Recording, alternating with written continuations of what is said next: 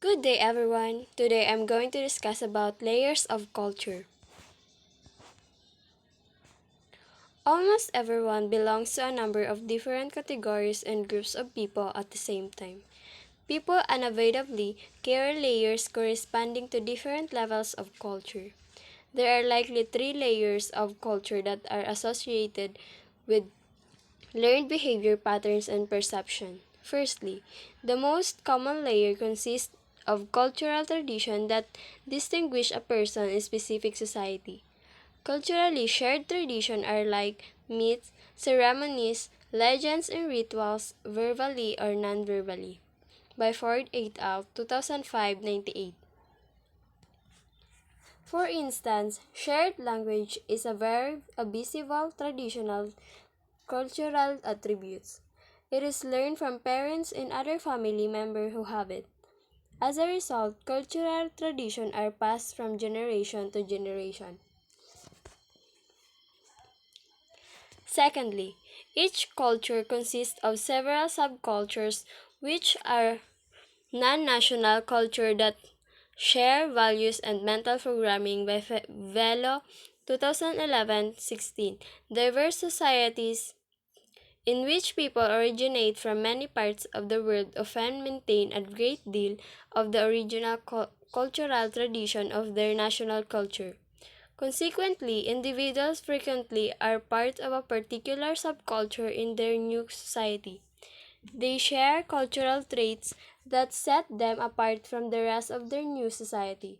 A subculture can be distinguished based on its members' race, nationality, tribe, religion, geographic region, ethnicity, socioeconomic class, age, 11 gender, occupation, politics, sexual orientation, or a combination of these factors.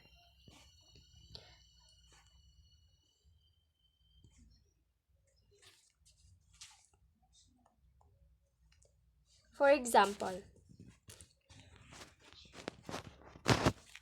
in the United States, subculture consists of different ethnic groups such as African Americans, Hispanic, and Asian Americans, which are the three major ethnic groups. All of these subcultures share a common identity, food tradition, language, and other cultural traits that come from their common ancestor background and experience. The cultural differences between members of subculture and national culture decline and eventually disappear. According to the subculture tends to lose gradually their ancestry roots. Thirdly, cultural universals are the last level of culture. These mean learned behavior patterns that are collectively shared by everybody. It does not matter where these people live because everyone has these cultural universal traits. Using age and gender to clarify people are great example of the universal attributes. Even though there are universal manners of executing things, different cultures and subcultures have developed norms, rules, and specific ways of expressing them by Velo 2011-16 to 17. Cultural distance can be notified within organization, particularly within hospitality industry. Hospitality organization, likewise international and multinational tourism companies, likely hold several different culture within the property. There can be diverse culture between employees too, or between employees and customer. Organizations should decrease the cultural distance, especially between their employees. The cultural distance affect interaction between employees from two different cultures. The greater the distance gap is, the more conflict appear, and this lowers the reward experience from working together. By Chambers et al., 1995-15.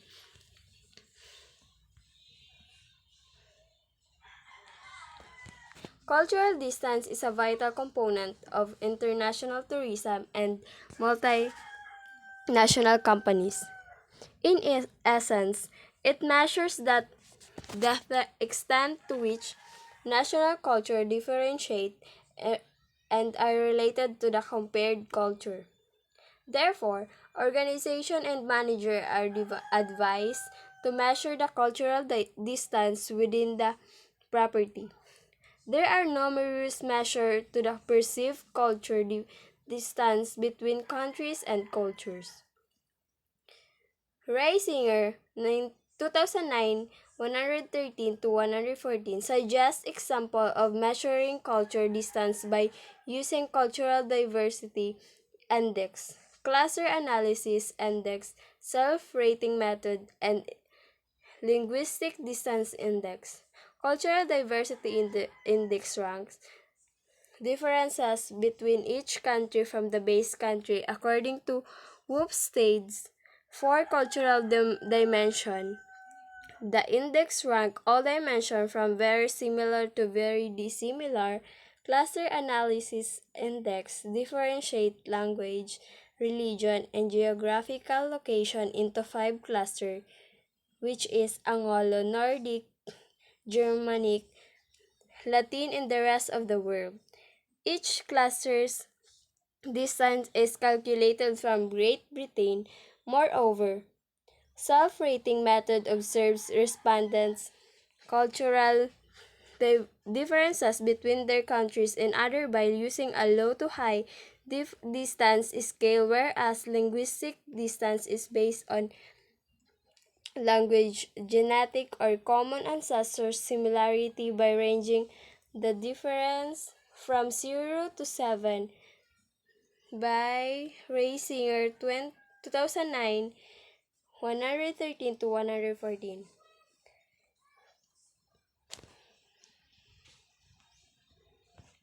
Using cultural distance methods or other measurement tools as reviewed in the study, organization will be more aware of their employees, their cultural backgrounds, and possible cultural distance. When they have measured the differences and the similarities between employees, they know which things to emphasize the change of as well as things to take into consideration in order to become more knowledgeable of the cultural dimension.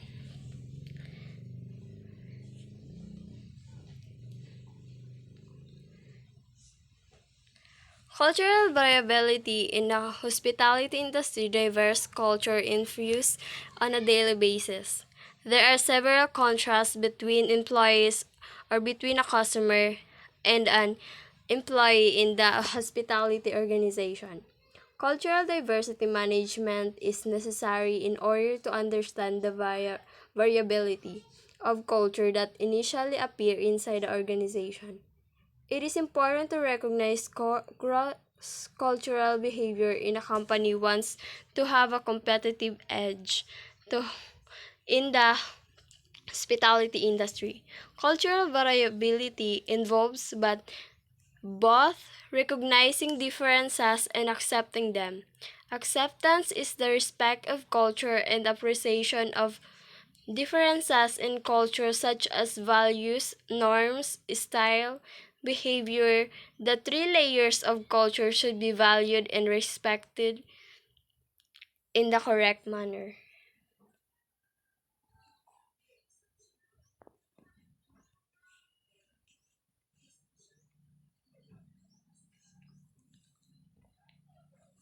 Source of cultural differences. Cultural variability identifies major dimensions along which national culture differ from each other. There are multiple cultural differences among numerous nations. Cultural differences can appear in verbal or nonverbal communication, social interaction, personality, gender, class, or education. By Rosansky, 2003-17. They impact human behavior and how employees execute tasks. Cultural difference also comprises systematic differences, for example, in beliefs, philosophy, and values of social regulation. Within our organization, there might be a great deal of systematic differences across values. Therefore, for Hofstede's 2012 has made a conclusion that Asian culture are more collectivistic, whereas Western culture tend to be more individualistic. It is really important for manager to make these cultural differences into the consideration due to their different characteristics. For example, in terms of collectivistic or individualistic goals. Managers who understand cross-cultural behavior are an asset of any company in order to bring the best out of employees and to be coherent, consistent, and successful organization.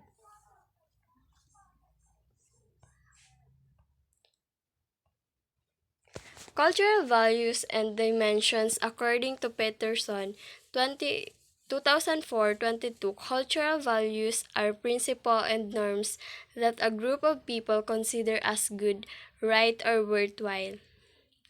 Values characterize the center of any types of culture and comprise psychological, spiritual, and moral phenomena.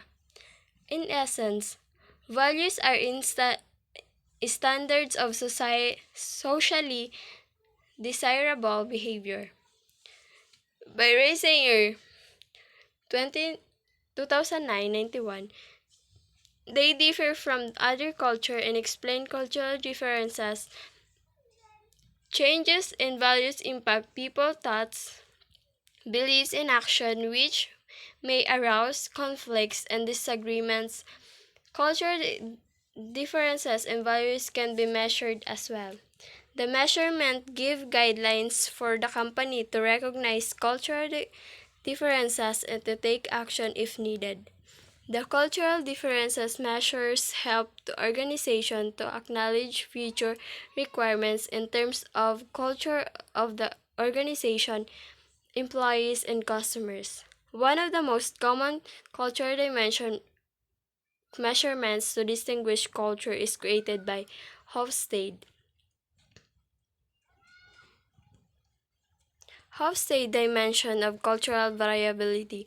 Hofstede conducted well-known studies of how value in the workplace are influenced by culture. The study show both national and organizational culture value impacts.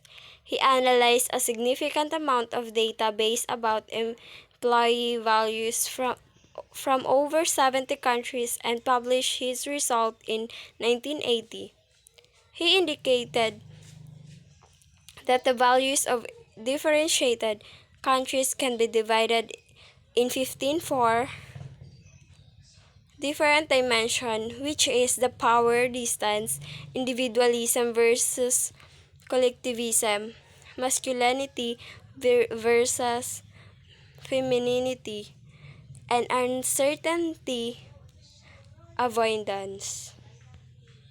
Finally, uncertainty avoidance consists of the tolerance of the society for ambiguity and uncertainty. By Hofstede, 2001, 145. It's explained how accepting people that are toward others who have dissimilar opinion to what they are used to. Uncertainty. Tolerant culture attempt to have a few rules as possible. Con- Controversially, uncertainty.